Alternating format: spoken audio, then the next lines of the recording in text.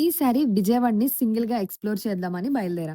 బస్‌లో ట్రావెల్ చేస్తూ city views enjoy చేస్తూ విజయవాడ అయితే రీచ్ అయిపోయాను. వెళ్ళగానే ఫస్ట్ రూమ్ అయితే తీసుకొని ఫ్రెష్ అప్ అయ్యి శ్రావణ శుక్రవారంతో ఫస్ట్ ఇంద్రకీలాద్రి అమ్మవారి దర్శనానికైతే బయలుదేరాను. పక్కనే ఉన్న కృష్ణానది దగ్గర కొబ్బరికాయలైతే అమ్ముతున్నారు. ఇంకా నేను ఏమాత్రం లేట్ చేయకుండా అమ్మవారికి చీర, జాకెట్టు, పసుపు, కుంకుమ, కొబ్బరికాయలు అన్నీ తీసుకొని ఫ్రీ బస్‌లో కొండపైకైతే బయలుదేరిపోయాను.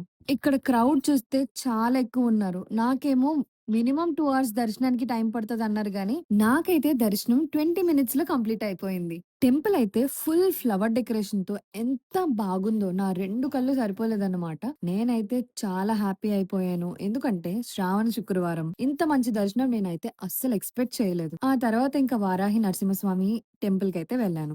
పక్కనే 4 టెంపుల్స్ ఉంటాయి. ఇక్కడ Varahi Swami temple and Venkateswara Swami temple, Narasimhaswamy temple and శ్రీకృష్ణుడు టెంపుల్. ఈ టెంపుల్స్ అన్నీ కూడా చాలా బ్యూటిఫుల్ అండ్ పీస్‌ఫుల్ అట్మాస్ఫియర్‌తో చాలా బాగా అనిపించింది. అక్కడే ఒక ఫ్యామిలీ అమ్మవారికి సారైతే సమర్పించారు. ఈరోజు దర్శనాలన్నీ చాలా బాగా అయ్యాయని నాలో నేనే చాలా మురిసిపోయాను. కొత్త ప్లేస్‌ని ఒంటరిగా ఎక్స్‌ప్లోర్ చేయడం నిజంగా ఒక డిఫరెంట్ ఎక్స్‌పీరియన్స్ కదా! ఇది నా Vijayawada solo trip. Simple, peaceful and memorable.